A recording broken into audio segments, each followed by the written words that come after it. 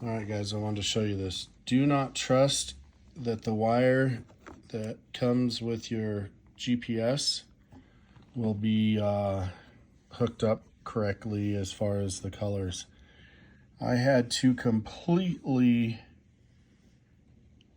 go in the opposite direction to hook this up. So where the red is, that's VT, that is SDA, SCL and SDA is red and black. The green and yellow,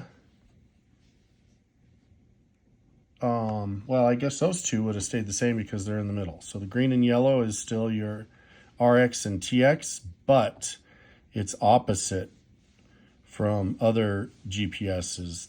The R is, I think the T was first and then the R, where most of them were R first and then T. So even that was opposite. And then here is the white and gray, which is your SCL and SDA, basically the compass hookups. Those are hooked to my positive and my 5-volt and my ground.